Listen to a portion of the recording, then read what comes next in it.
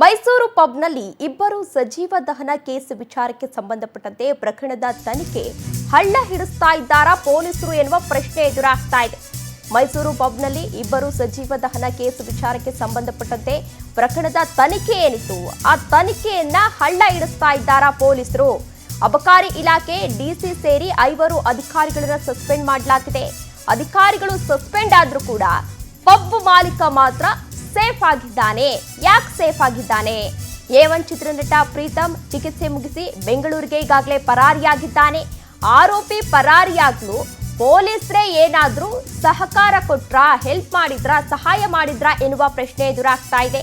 ಆರೋಪಿಗಳ ವಿರುದ್ಧ ಕಠಿಣ ಕ್ರಮ ಅಂತ ಹೇಳಿ ಸಚಿವ ಯತೀಂದ್ರ ಸಿದ್ದರಾಮಯ್ಯನವರು ಈಗಾಗಲೇ ತಿಳಿಸಿದ್ರು. ಆದರೆ ಆರೋಪಿ ಎಸ್ಕೇಪ್ ಆಗಿರೋದು ಸಾಕಷ್ಟು ಕುತೂಹಲವನ್ನ ಮೂಡಿಸ್ತಾ ಇದೆ. ಪರಾರಿಯಾದ್ರೂ ಕೂಡ ಪೊಲೀಸರು ಯಾಕೆ ಸುಮ್ಮನಿದ್ದಾರೆ? ಇದರಲ್ಲಿ ಇವರು ಕೂಡ ಏನಾದರೂ ಭಾಗಿಯಾಗಿದ್ದಾರಾ ಎನ್ನುವ ಪ್ರಶ್ನೆ ಎದುರಾಗ್ತಾ ಇದೆ.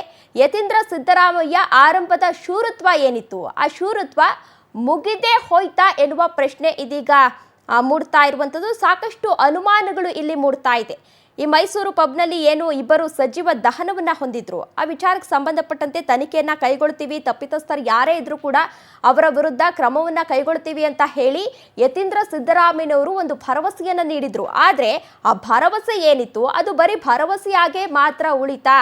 ಆರೋಪಿಗಳು ತಪ್ಪಿಸ್ಕೊಂಡಿದ್ರು ಕೂಡ ಯಾಕೆ ಅಲ್ಲಿ ಸುಮ್ಮನಿದ್ದಾರೆ? ಯಾಕೆ ಪೊಲೀಸರು ಮೌನವನ್ನ ವಹಿಸ್ತಾ ಇದ್ದಾರೆ, ಕ್ರಮವನ್ನ ಕೈಗೊಳ್ತಾ ಇಲ್ಲ, ತನಿಖೆಯನ್ನ ಮುಂದುವರಿಸಿಲ್ಲ ಅನ್ನುವ ಪ್ರಶ್ನೆಯೂ ಕೂಡ ಎದುರಾಗ್ತಾ ಇದೆ. ಈಗಾಗಲೇ ಇಬ್ರು ಕೂಡ ಸಾವನ್ನಪ್ಪಿದ್ರು. ದೃಶ್ಯಾವಳಿಗಳಲ್ಲಿ ನೀವು ಕೂಡ ಇದೀಗ ಗಮನಿಸ್ತಾ ಇರಬಹುದು ಪಬ್ ಯಾವ ರೀತಿ ಹೊತ್ತಿ ಉರಿದಿತ್ತು ಅಂತ ಹೇಳಿ. ಈ ಪಬ್ ದುರಂತದಲ್ಲಿ ಈಗಾಗಲೇ ಇಬ್ಬರು ಸಜೀವ ದಹನ ಆಗಿದ್ರು, ಅಂದ್ರೆ ಸುಟ್ಟು ಕರಕಲಾಗಿದ್ರು.